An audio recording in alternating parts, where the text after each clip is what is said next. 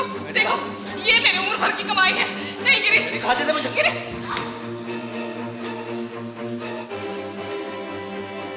क्या कहेगी? तूने ये सोचा भी कैसे कि मैं तुझसे शादी करूंगा?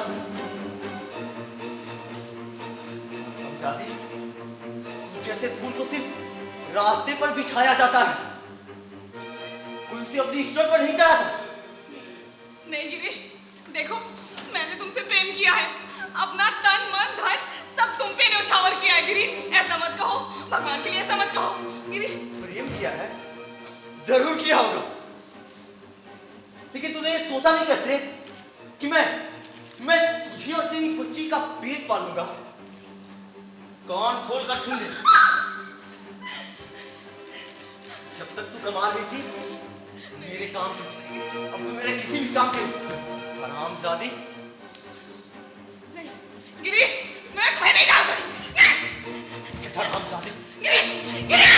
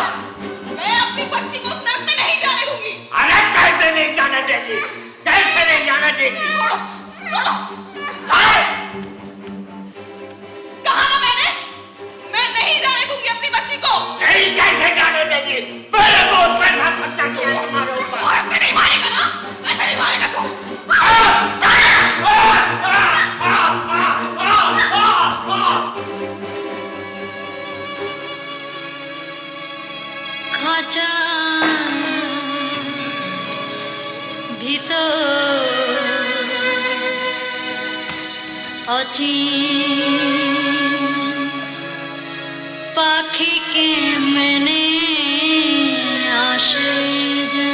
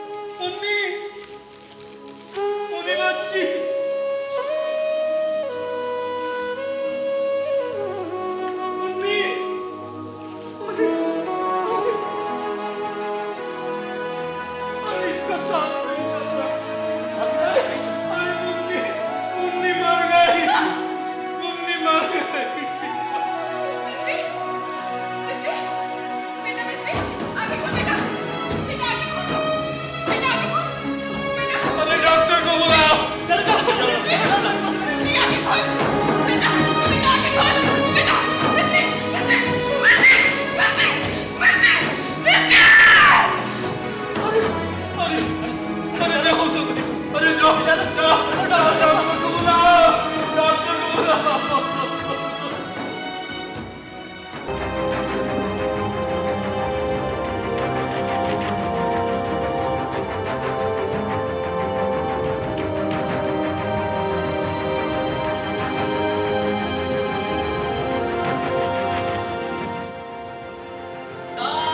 सावधान! जज साहब कोर्ट में पधार रहे हैं। अरे क्या जज साहब लोग वही काम करते नहीं हैं। वही- ऐसा हो अनाउंसमेंट कभी भी समय लाते हैं, कभी भी समय फालतू बात करता है ये। Sit down.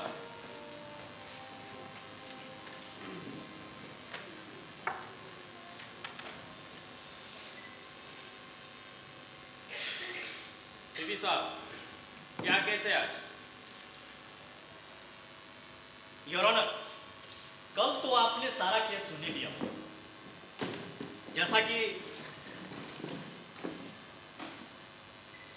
जी मुझे पता है। क्या हो रहा है कुछ समझ में नहीं आ रहा। बहुत ही जो हम लोग आता है। ऑर्डर! डिफेंस का वकील कौन है? हुजूर, मैं हूं डिफेंस का वकील प्रकाश, और मैंने इस केस की डीप स्टडी की है। तो पीपी साहब क्या कहना है आपको? योर ऑनर, इसमें कहने लायक है ही क्या? क्षीरोदा देवी ने 2 जाने लेने की गरज से ही कुएं में छलांग लगाई और पूरे होशो हवास में लगाई। इस तरह इन्होंने आत्महत्या करने की कोशिश तो की ही, साथ ही इन पर अपनी बच्ची की हत्या करना भी साबित हो जाता है। सही बात है, एकदम सही बात, एकदम सही बात। ऑर्डर! ऑर्डर! डिफेंस का वकील का क्या कहना है?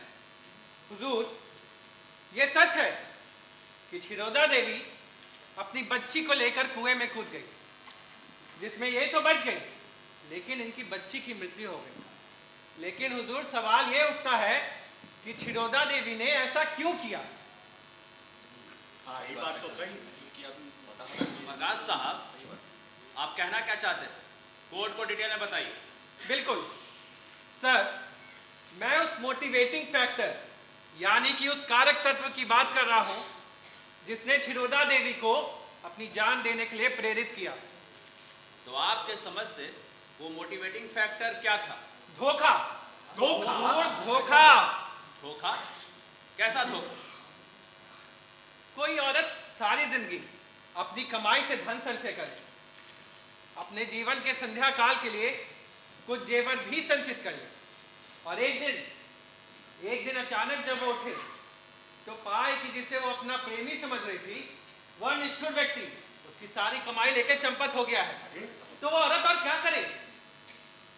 जब उसके पास अपनी बच्ची को दूध पिलाने का पैसा ना हो, घर के किसी कोने में उसे जीने मरने का अधिकार प्राप्त न हो, तो वो औरत और क्या करे?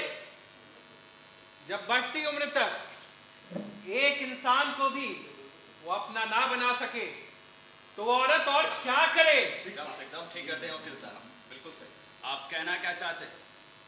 क्षीरोदा देवी के पति ने इनको धोखा दिया? पति नहीं सर, प्रेमी। प्रेमी? लेकिन क्षीरोदा देवी की तो एक बेटी भी है। आप कहना क्या चाहते हैं? आप चुप क्यों हैं? बोलिए। Your honour, may I intervene at this point? Please do. Your honour, Kshiroda Devi उन महिलाओं में है जिनके एक नहीं अनेक प्रेमी हैं। ये प्रेमी हर दिन या यूं कहे हर रात बदलते हैं। क्षीरोदा देवी उन महिलाओं में है जो हर संध्या अपनी आंखों में काजल, कपोलों और अधरों पर लाली फेर कर अपने जीर्ण यौवन को विचित्र छलना द्वारा ढककर हास्य मुख से असीम धैर्य के साथ नूतन हृदय हरण के लिए नए मायापात का विस्तार करते ही योर ऑनर, क्षीरोदा देवी हमारे समाज का कोड है, समाज के लिए खतरा है। क्षीरोदा देवी को तो ये तक पता नहीं होगा कि जिस बच्ची की हत्या इनके हाथों हुई है उसका बाप कौन है योर ऑनर। पहलू भी है। कहिए। यौवन के स्निग्ध संध्या काल में, जीवन के उस शांति पर्व में, जिसे नूतन संचय, नूतन परिचय, नूतन बंधन के व्यर्थ आश्वासन में, नए प्रयासों में भागदौड़ करनी होती है। और तब भी जिसके विश्राम के लिए शैया सजी नहीं गई, जिसके गृह प्रत्यावर्तन के लिए सांझ दीप प्रज्वलित नहीं की गई, संसार में उसके समान दयनीय और कोई नहीं हुजूर, और कोई नहीं है। Objection my lord. Well done mister Prakash. Your honour, court कविता करने की जगह नहीं था। हमारे फाजिल दोस्त अदालत का समय जाया कर रहे हैं। हकीकत यह है योर ऑनर, नंबर 1, क्षीरोदा देवी का किराए का घर क्या विचार का अड्डा बना। नंबर 2, इन्होंने अपनी जान लेने की कोशिश की, जो कानूनन एक अपराध है। और सबसे बढ़कर योर ऑनर, इन्होंने एक बच्ची की हत्या की, जो संयोग से इनकी बेटी थी। चूंकि वो इनकी बेटी थी, इसलिए इन्हें यह अधिकार नहीं मिल जाता कि ये उसकी जान ले ले। ठीक बात है। आपके पास कोई गवाह है? योर ऑनर, मेरे पहले गवाह हैं निमाई चंद्र घोष। निमाई चंद्र घोष हाजिर हो। नहीं, डरने का कोई बात नहीं। सही बताइएगा, सच बताइएगा।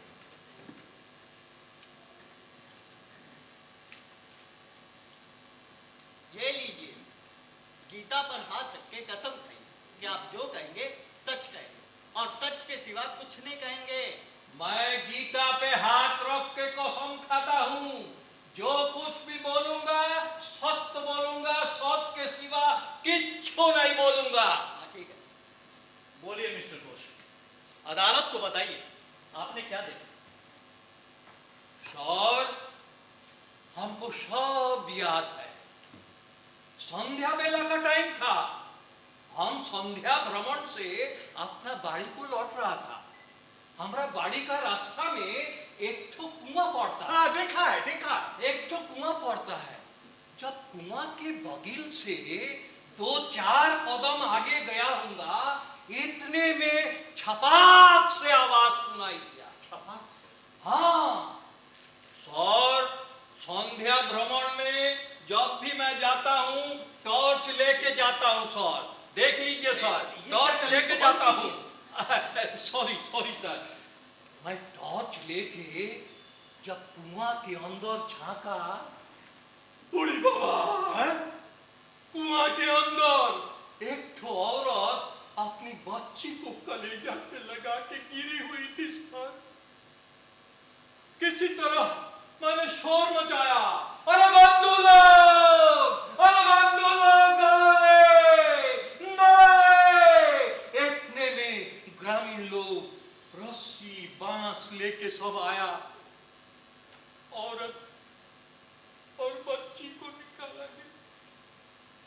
बच्ची का सांस नहीं चल रहा था, बच्ची मर गई। लेकिन औरत जिंदा थी। अच्छा, औरत जिंदा थी सर।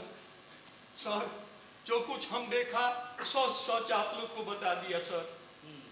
नमस्कार सर। ठीक है मिस्टर घोष, आप जा सकते हैं। योर ऑनर, मेरे दूसरे गवाह हैं doctor PK. Banerjee. Doctor PK. Banerjee हाजिर हो।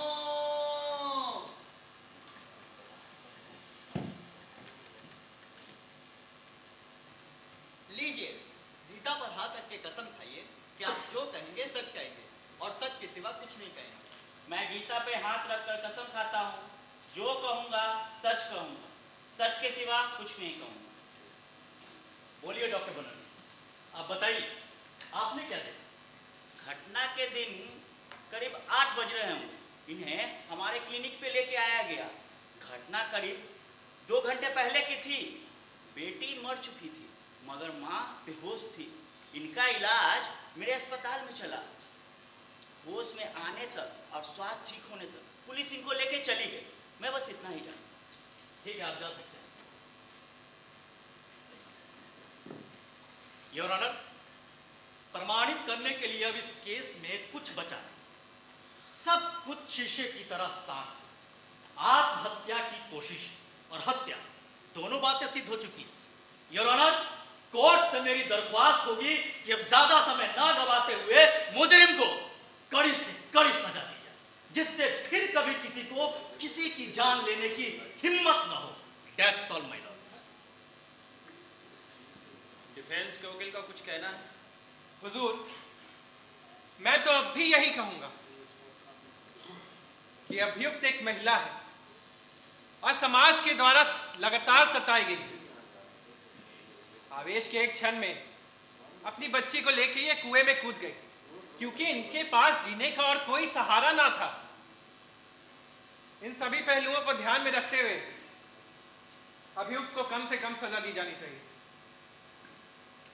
अभियुक्त को कम से कम सजा दी जाए, ऐसा मानने के पीछे आपके पास कोई ठोस सबूत या कोई तर्क है? अब बोलिए वकील साहब, बोलिए। हुजूर, क्षीरोदा देवी जैसी महिलाओं की परेशानी को हमें एक सामाजिक समस्या के रूप में देखना होगा। समझना होगा कि वे कारक तत्व क्या हैं जो क्षीरोदा देवी जैसी महिलाओं की जमात को बढ़ा रहे हैं। क्या कारण है कि जिस पुरुष का आश्रय इन्हें प्राप्त होता है वह जीन वस्त्र के समान इनका परित्याग कर देता है और महज एक मुट्ठी अन्न के लिए इन्हें एक आश्रय से दूसरा आश्रय तलाश करना पड़ता है। कुएं में कूदने के पहले क्षीरोदा देवी नहीं जानती थी कि ये बच जाएंगी और इनकी बच्ची की मृत्यु हो जाएगी। ये तो स्वयं को खत्म करना चाहती थी और नहीं चाहती थी कि इनके मरने के बाद इनकी बच्ची इस बेदर्द जहां में रहकर तकलीफ झेले। मुझे बस इतना ही कहना है मिलोड। वकील साहब का कहना एकदम जायज बात, बिल्कुल जायज। ऑर्डर। मुकदमे का फैसला कल सुबह 10 बजे के लिए सुरक्षित रखा जाता है। तब तक के लिए कोर्ट की कार्रवाई मुलतवी की जाती है।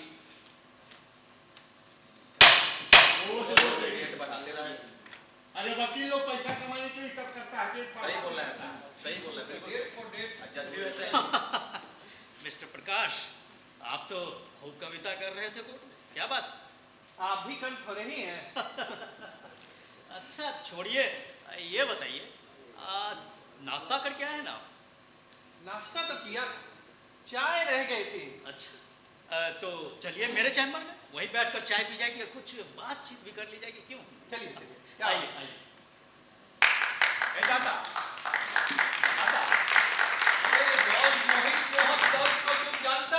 अरे मोहित मोहन दत्त को कौन नहीं जानता है? बहुत अच्छा से हम जानता है उसको। अरे बहुत तेज है, बहुत तेज दिमाग का जोज है, बुझा? बिल्कुल सही कहा था। देखा दोनों साइड के वकील को अपनी अपनी बात रखने के लिए उन्होंने कितना समय दिया था। ठीक। अरे उसका ललाट कितना चमकता है, एकदम चंद्रमा का माफिक। और पिछाड़ी में अपना टिक्की कितना सुंदर साज के रखा। अरे ठीक बोला। अरे तुम जज मोहित मोहन दत्त का मतलब पूछता है? नहीं, नील क्षीर विवेक, आने की दूध का दूध और पानी का पानी।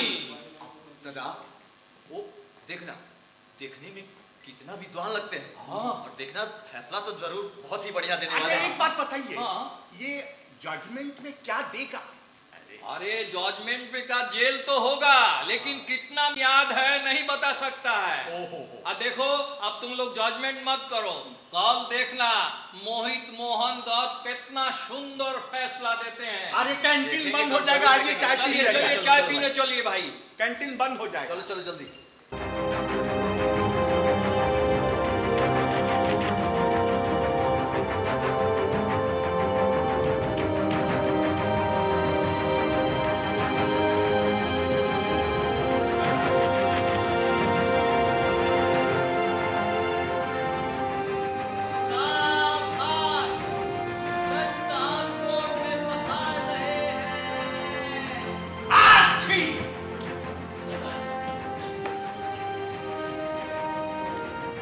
Please sit down.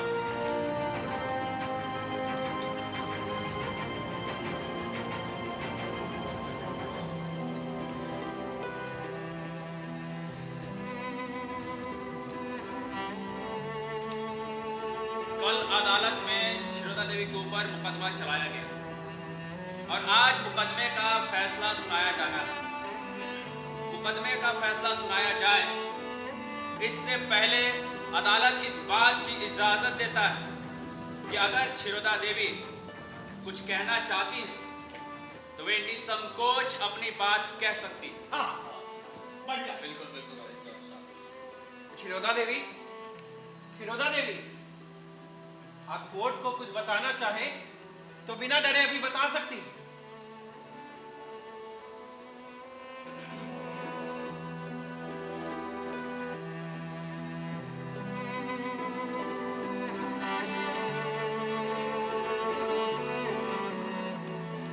हम क्या बताएं? नियम कानून हम कुछ भी नहीं जानते। आप लोग पढ़े लिखे लोग हैं, हमें तो कुछ भी याद भी नहीं है। बस इतना याद है कि जीवन भर साथ रहने का वादा करने वाला मेरा वो आखिरी प्रेमी जब मेरे सारे रुपए पैसे और गहने लेकर भाग गया तो हमें सच में समझ में नहीं आया कि हम क्या करें।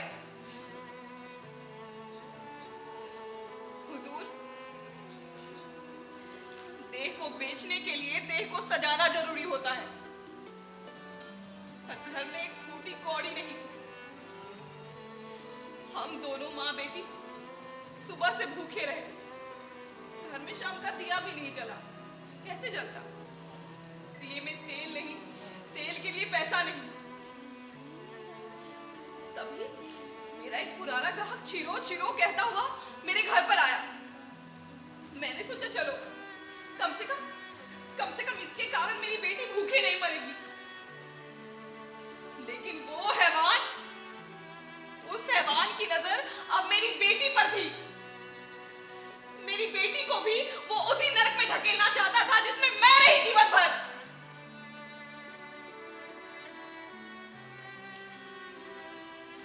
अपने कट्टा उठाया और जोर से वार किया उस पर वो कायर भाग निकला। हम समझ गए थे ये दुनिया उससे भी बुरी है जितना मैंने इसको समझा है। बस अपनी बेटी को जितना हो सकता था अपने कलेजे से चिपकाकर बिजली की तरह दौड़ते हुए गए और कुएं में कूद गए।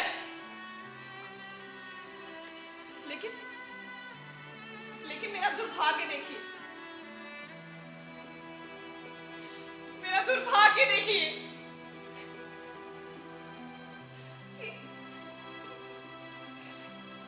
मैं जिंदा रह गई और मेरी बेटी मर गई।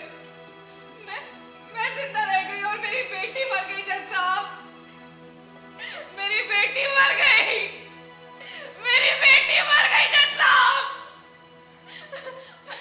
मैं जिंदा रह गई और मेरी बेटी मर गई। मैं जिंदा रह गई और मेरी बेटी मर गई। मैं जिंदा रह गई और मेरी बेटी मर गई। सुना आपने? मैं जिंदा रह गई और मेरी बेटी मर गई। शांत हो जाइए। मेरी बेटी मर गई जज साहब।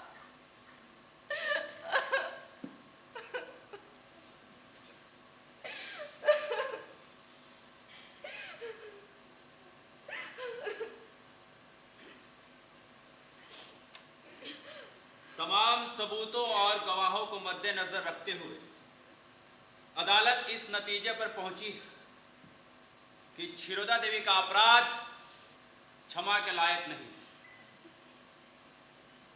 हमारे समाज में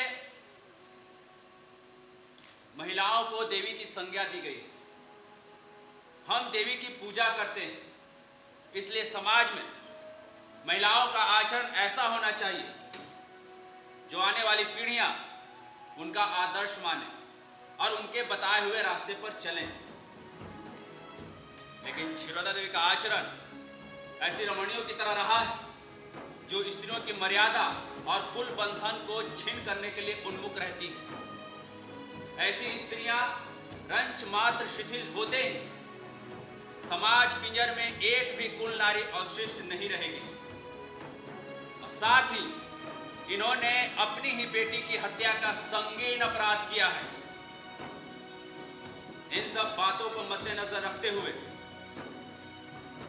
अदालत क्षीरोदा देवी को फांसी की सजा सुनाती है। To be hanged till death.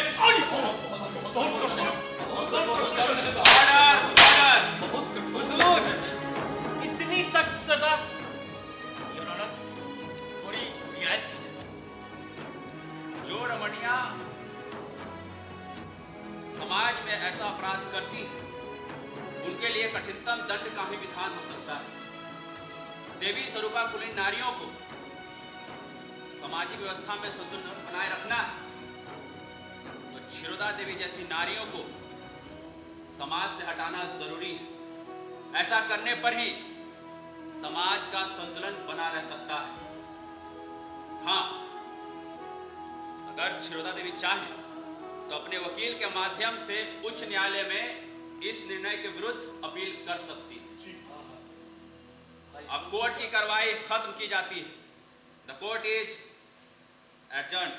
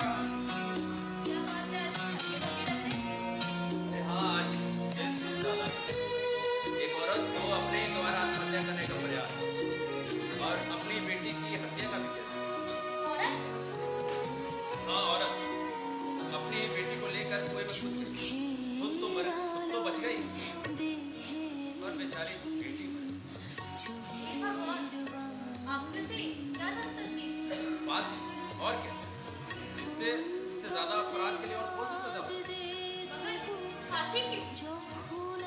ऐसी महिलाएं जब तक समाज में जीवित, समाज का संतुलन बिगड़ता रहेगा। क्यों? कैसी महिला थी?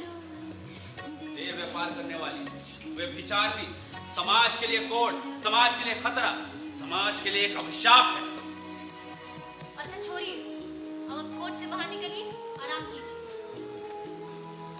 अरे बच्चे कहाँ? बेटा तो योग अभ्यास के लिए योग इंस्टीट्यूट गया है और बेटी पड़ोस में गई अपनी सहेली के घर। अभी आती हूँ। उसके साथ किसी को भेजा नहीं? जमाना बहुत खराब है, किसी को भरोसा नहीं।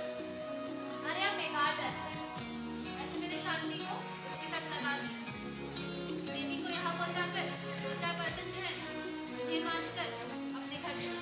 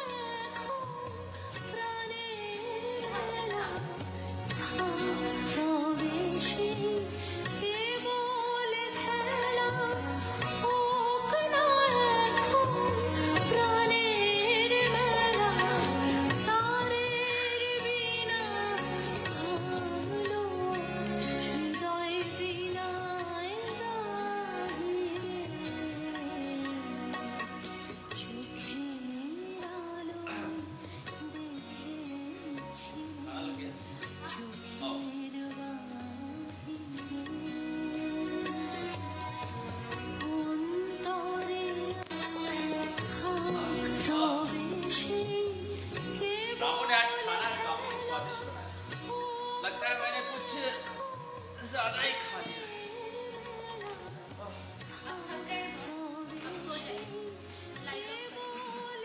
हाँ लाइट, मैं थोड़ी देर बाद सो।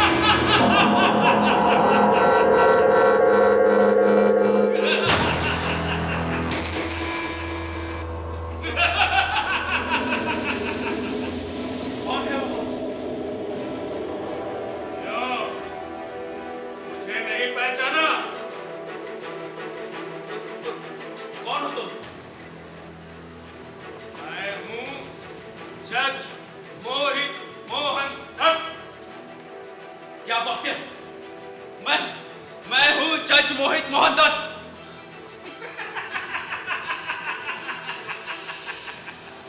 अच्छा, आपको अपने बारे में शायद कुछ गलतफहमी है। मैं हूं जज मोहित मोहन दत्त। देखो, मैं तुम्हारा सिर तोड़ दूंगा। मैं कहता हूं कि मैं हूं जज मोहित मोहन दत्त। अच्छा, अगर तुम जज मोहित मोहन दत्त हो तो फिर ये विनोद चंद्र कौन है? विनोद चंद्र?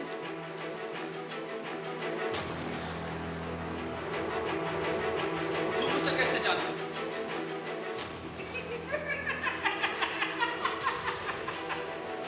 मैं सब जानता हूं। जज मोहित मोहन दत्त। क्यों, बहुत बड़े जज बनते हो ना? लटका दिया ना तुमने आज फांसी पर एक लाचार, निरीह और बेबस औरत को। जज मोहित मोहन दत्त, क्या यही है तुम्हारा न्याय? क्या यही है तुम्हारी मर्दानगी? वो एक गिरी हुई औरत थी, एक अपराधी थी, अपनी ही बेटी की हत्या की।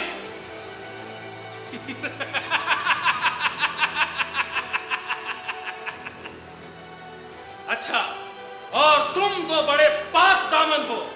क्यों? मैं सब जानता हूं। अपनी जवानी के दिनों में तुमने एक से अधिक रमणियों के साथ सामाजिक अपराध किया है। शायद आज इसीलिए तुम इनके सामाजिक अपराधों का कठिनतम दंड विधान किया करते हो। क्यों? जरा हमें भी तो सुनाओ, उन दिनों क्या जलवे थे तुम्हारे।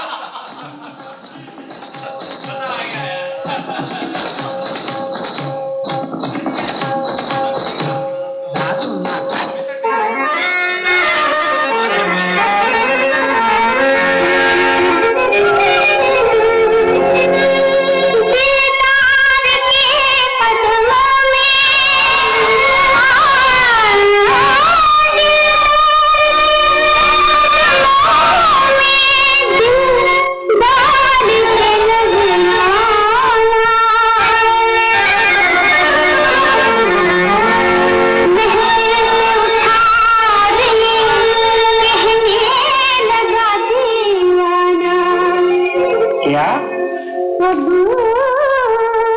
आगे तेरी मर्जी, आगे तेरी मर्जी, मोरे सैया मोरे बलमा बेदर्दी, आगे तेरी मर्जी, आगे तेरी मर्जी सजनवा, आगे तेरी मर्जी सिहरवा, आगे तेरी मर्जी।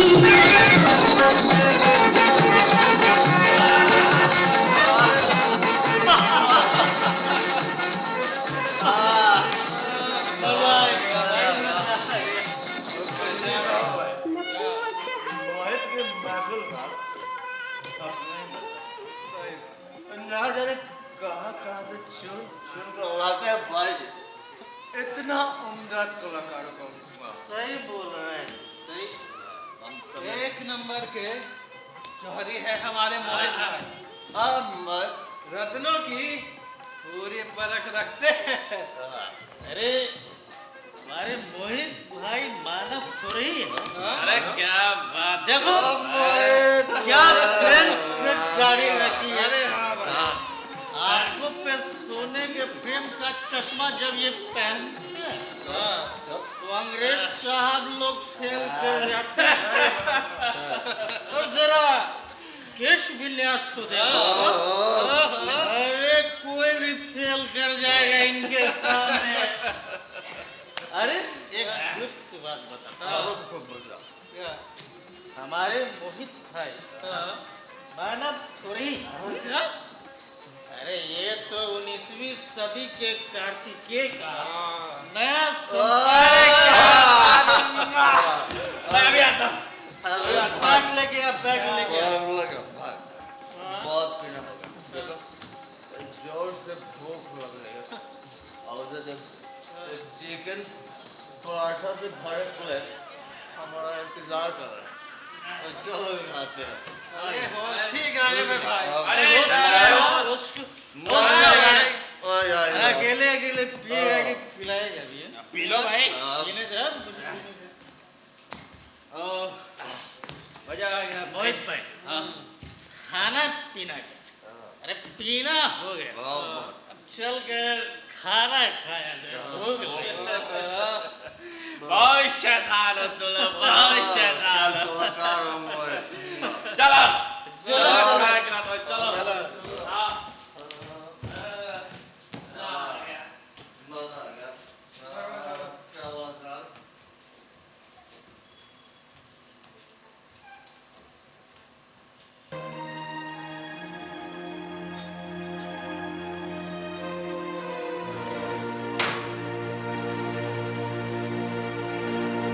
वाह, क्या बात है। उज्जवल प्रकाश से जगमगाता हुआ कमरा, नर्तकी की नुपुर ध्वनि, नारी कंठ के संगीत की ध्वनि, दीवारों पर पड़ती हुई चंचल छायाएं, और इन्हीं छायाओं को देखते त्रिषित नेत्रों से जागते दीर्घ रात्रि तक के दर्शक। क्या बात है।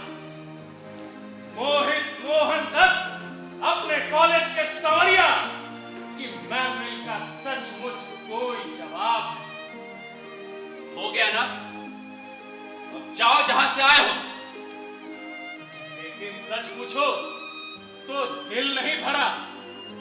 काश ये रात और लंबी होती और तुम्हारे घर में चल रही ये महफिलें पूरी रात यूं ही सजी रहती। अपने घर की खिड़की से इन्हीं महफिलों को देखती। हेम शशि ने मन ही मन तुम्हें अपना देवता मान लिया था ना। जाने से पहले हेम शशि के बारे में नहीं बताओगे? हाँ, वही विधवा कन्या तुम्हारे घर के सामने ही था ना उसका मकान। अरे शर्माओ नहीं, बताओ। विनोद चंद्र और मोहित मोहन दत्त।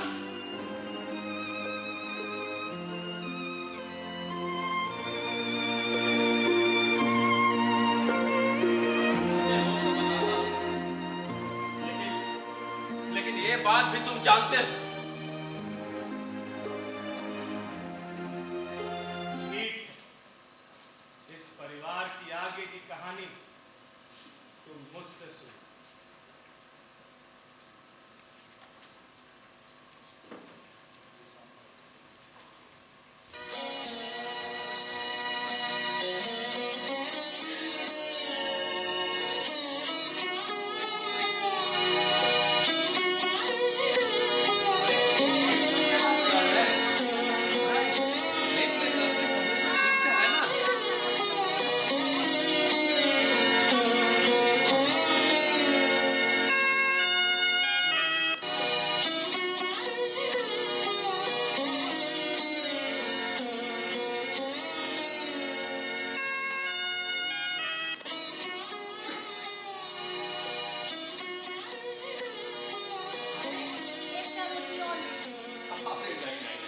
देखो अब भूख नहीं है। टिफिन तो आप लेकर जाते नहीं हैं। ऑफिस से शाम को आने के बाद रात में ही खाना खाइएगा। एक का रोटी और ले लीजिए। नहीं नहीं नहीं, अब देखो इनकी माँ भूख नहीं है। अब देखो ऑफिस का टाइम भी हो रहा है। समय तो हो रहा है। अच्छा अपना बाल गोपाल को था चे। अरे मेरा बच्चा लोग तो मेरा हीरा मोती है। उनकी दिनचर्या तो बिल्कुल नियत है। दोनों भाई सुबह सुबह स्कूल जाता है। हाँ। और फिर स्कूल से आने के बाद माटी में खेलने के लिए जाता है। इस रूटीन से उन्हें कोई नहीं टिका सकता। देखो हेम की माँ, मैं बच्चा लोग के लिए घर पर टीचर रखने का सामर्थ्य मुझ में नहीं है, लेकिन बच्चा लोग जितना पढ़ेगा उसको निश्चय पढ़ाएगा। हाँ। अच्छा हेम को था चे। हेम अरे वो बेचारी अक्सर अपने काम से अवसर पाकर अपने निर्जन से कमरे में जाकर बैठ जाता है। हाँ। और सड़क पे चलने वाले पथिकों, भिक्षुकों और फेरी वालों को बहुत ही हसरत बड़ी निगाहों के साथ देखते रहते हैं। हेम की माँ, बस मुझे हेम की चिंता सताते रहती है। इतनी कम उम्र में बेचारी विधवा हो गई। देखो माँ बाप बच्चा को जन्म दे सकता है पर उसको अपना भाग्य नहीं दे सकता। हेम को बुलाओ, मैं ऑफिस जाऊंगा। हेम को बुलाओ। हेम, बेटा हेम। हाँ माँ। बाबा ऑफिस है अच्छी, इन्हें विदा नहीं करोगी? अरे माँ, मैं बस आ ही रही थी। बिना बाबा को टाटा किए भला मेरा दिन कैसे निकलेगा? हाँ। बाबा, हाँ। कल इतवार है ना? हाँ? कल छुट्टी के दिन मैं आपके सिर के सारे पक्के बाल चुन के निकालूंगी। अरे तू दो काम नहीं भूल सकती, एक तो मेरे खाना खाने के समय पंखा झलना और दूसरा संडे के दिन, छुट्टी के दिन मेरे पके बाल निकालना। और अपने छोटे भाइयों की शैतानियां बर्दाश्त करना। अरे हेम घर में ना हो तो घर का कोई काम ना चले। रोज सुबह सुबह केश बनाकर यही तो मेरे लिए पान बनाती है। अरे वाह। और जरा छोटू को देखो, बड़े बदमाश है दोनों। अपनी दीदी के हाथ से खाना ही नहीं खाते हैं। अच्छा देख माँ का ख्याल रखना बेटा, मैं ऑफिस जा रहा हूँ। टाटा टाटा बेटा। इसको बाय बाय। मैं तुम्हारे यही रखो, मैं तुम्हारे बाल बनाऊंगी।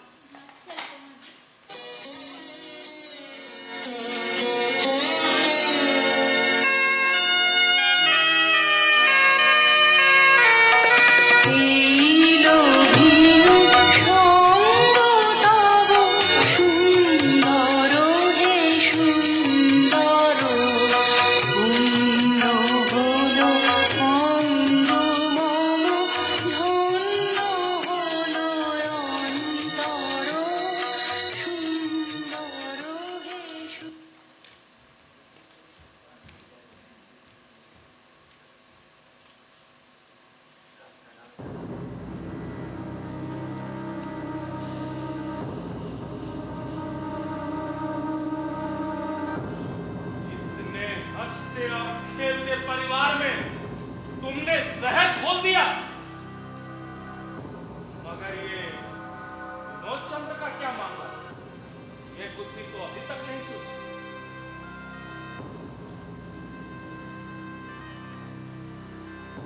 कुछ पूछते हो तो बताता हूँ, लेकिन ये बात भी तुम जानते हो।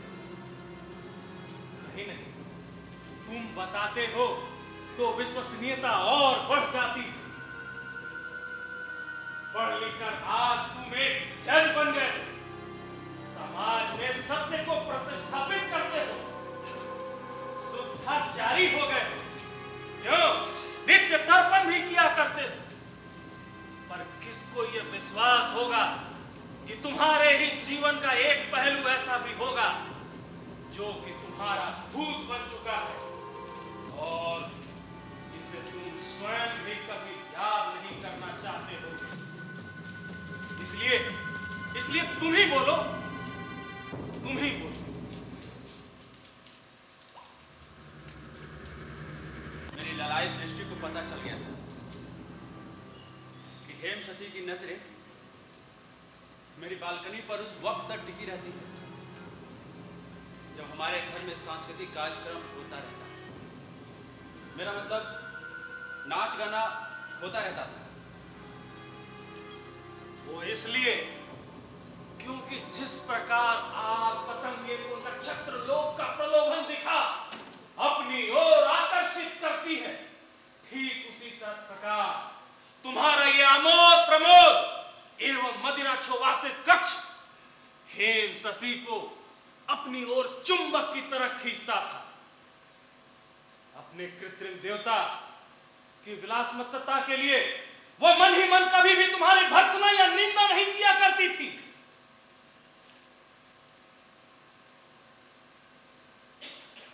अपनी कल्पना और पास के घर से आते संगीत को जोड़कर वो माया का एक अलग ही संसार रच लेती थी।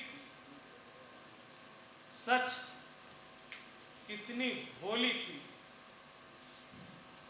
मैंने उसके भोलेपन का फायदा उठाया और विनोद चंद्र नाम के मिथ्या हस्ताक्षर से उसे बार बार अपने प्रेम के निवेदन सहित पत्र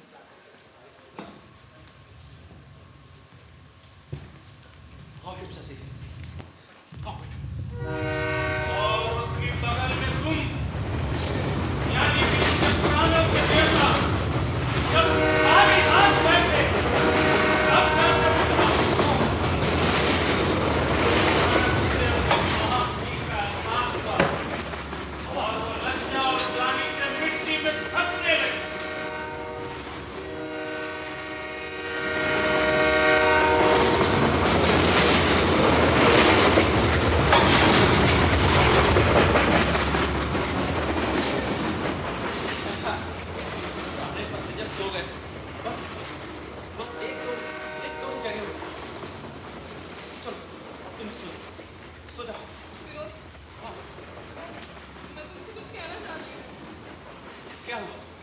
साहस जवाब दे क्या? विनोद, मुझे बहुत डर लग रहा है। मैंने बड़ी भारी गलती कर दी। मुझे मेरे घर पहुंचा दो विनोद, मुझे मेरे घर पहुंचा दो विनोद, मुझे मेरे घर मेरा मुंह क्यों बंद कर रहे हो?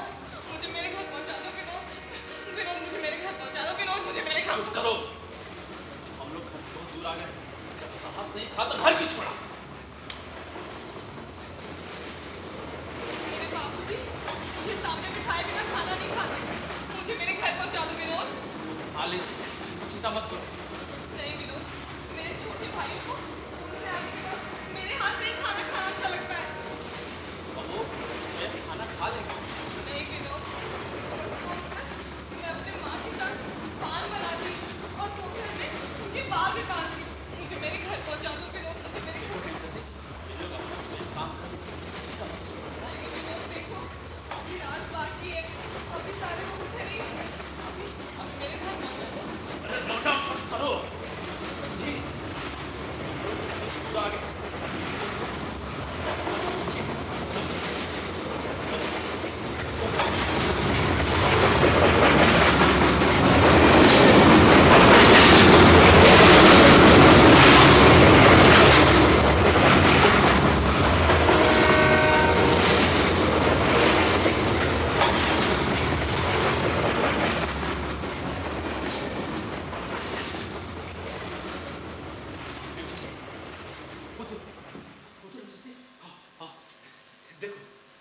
देखो, हम लोग घर से बहुत दूर आ गए हैं। बहुत दूर, इतनी दूर कि अब हमें कोई पकड़ भी नहीं सकता है। चलो चलो चलो। क्या ये तुमने मुझे क्या बना दिया? ना समझती मैं। से मेरी बात सुनो। खबरदार, जब अपनी गंदी जुबान से मेरा नाम भी लिया तो मेरे माँ बाप की पवित्र गोद से निकाल कर तुमने मुझे किस नरक में पटक डाला? कल जब सवेरा होगा तो मेरे घर में ऐसी लालचना, कैसा हाहाकार जागृत होगा। ये तुमने क्या किया विनोद? ये तुमने क्या किया? क्या किया तुमने? चुप कर साली। मुझे क्या लगा कि मैं तुझसे शादी करूंगा? विनोद छोड़ो। तू सिर्फ मेरी रखेल थी, रखेल, और रखेल बनकर ही रहती तू सारी उम्र। समझी?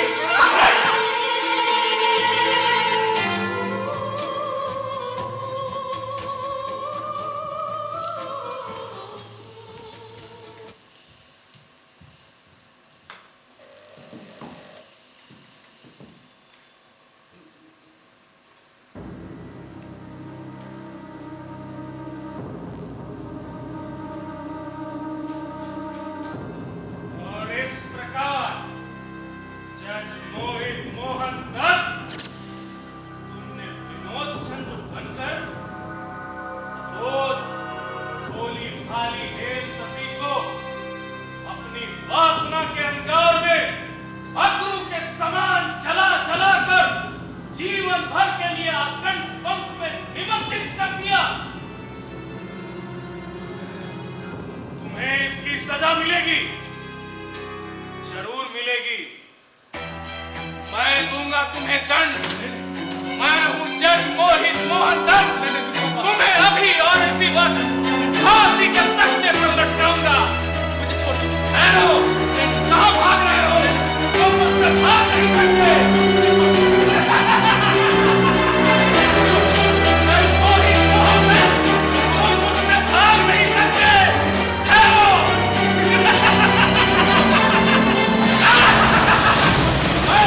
फांसी में लटकाऊंगा, फांसी में। जज मोहित मोहन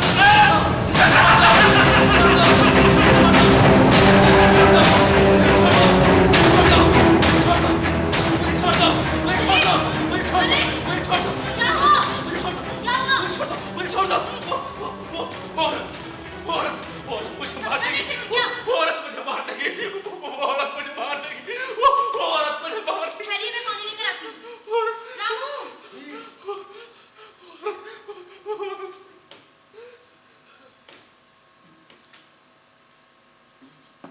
वो औरत मुझे मार देगी। वो औरत मुझे मार देगी। कौन औरत मार देगी। वहां पे कोई है। कोई नहीं है वहां पे। वो मुझे मार देगा। कोई औरत आपको क्यों मार देगी? कैसे बच्चों जैसी बातें कर रहे हैं? अरे औरतें तो सब वेदनाओं के माया जाल में इस तरह घिरी रहती हैं कि एक छोटे से जीव को मारने से पहले 10 बार सोचती हैं। मारने वाले हमेशा पुरुष होते हैं, चाहे वो प्राण का मारना हो या भावनाओं का। अब पसीने पसीने हो रहे, सो जाइए, कल कोर्ट भी जाना है।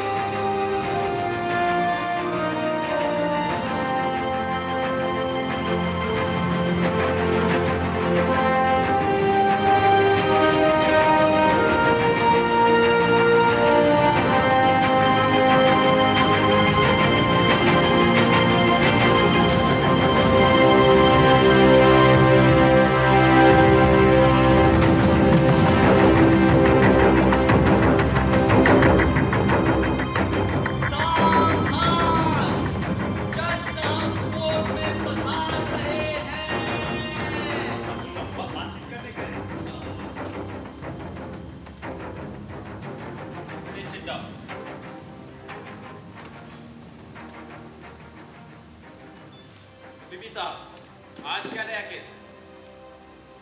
योर ऑनर, ये है मृणालिनी देवी। इन पर हत्या का आरोप। हत्या? इन पर आरोप है कि इन्होंने अपने धोखा देने वाले प्रेमी को मार डाला और फिर उसके बाद खुद को पुलिस के सामने सरेंडर कर दिया।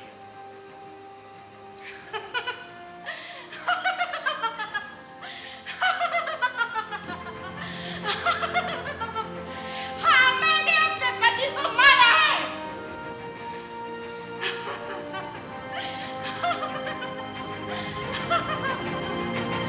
हाँ जज साहब, मैंने अपने पति को मारा है। आपने अपना सिर क्यों पकड़ लिया? मैं कातिल हूँ, मैं कातिल हूँ। आपकी तबीयत तो ठीक है? बीपी साहब, मेरी तबीयत तो ठीक नहीं लगी। आज केस को यही रहने दीजिए, कल देखेंगे। और हाँ, ये फाइल आप मेरे घर पे भिजवा दीजिएगा। अच्छा सर, सर मैं आपकी गाड़ी बुलवाता हूँ। हाँ।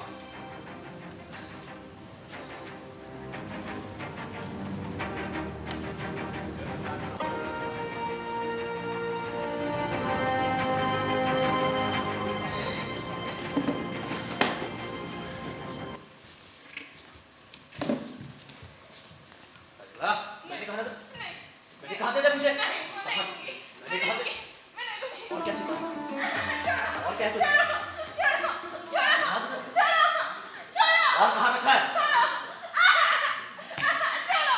और कहाँ छिपा है मेरी अंगूठी मुझे दो, मेरी अंगूठी मुझे दो, मेरी अंगूठी मुझे दो। और क्या रखा है दिखा मुझे छोड़, मैंने बोला ना। ये शोर कैसा है पीपी साहब? अरे क्या बात है जी, काहे को इसको ये शोर कैसा है? सर, कल जिस औरत को सजा हुई थी वही गार्ड के साथ झगड़ा कर रही। स्त्रियों का स्वभाव ही ऐसा होता है, मौत सिर पर सवार हो, लेकिन झगड़ा करना नहीं छोड़ेगी। मुझे तो लगता है कि यमलोक जाकर भी यमदूत से भी झगड़ा करती होंगी ये लोग। चलिए देखता हूँ। बंदी के लिए जाना है ना? हाँ सर। आइए। बैठ। क्या हुआ क्षीरोदा देवी, हल्ला क्यों कर रही हो? सर ये अपने जुड़े में सर एक अंगूठी छुपा रखी थी, मैंने उसे सरकारी खजाना में जमा करने के लिए इसे ले लिया। उसके बाद सर ये शोर मचाना शुरू कर दिया और देखिए सर हंगामा खड़ी कर दी है। क्षीरोदा देवी, आज नहीं तो कल तुम फांसी के तख्ते पर चढ़ोगी, फिर भी एक अंगूठी का मोह नहीं छोड़ पा रही हो। अरे गहना ही क्या तुम्हारे लिए सर्वस्व है? सर अंगूठी में एक तस्वीर जुड़ी हुई है और नीचे सर जड़ी हुई है और नीचे में कुछ लिखा हुआ है। क्या लिखा है? अंगूठी में एक फ्रेंच कट युवक का तस्वीर है और नीचे में लिखा हुआ है विनोद चंद्र।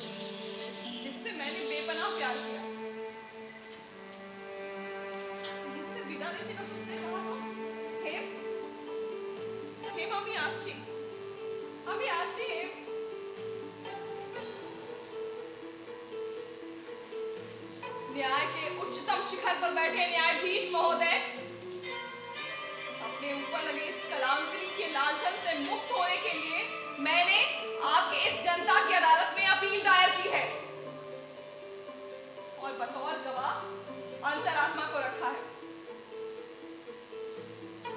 अब फैसला आएगा कि असली गुनहगार कौन है। अब फैसला आएगा कि असली गुनहगार कौन है। असली गुनहगार ये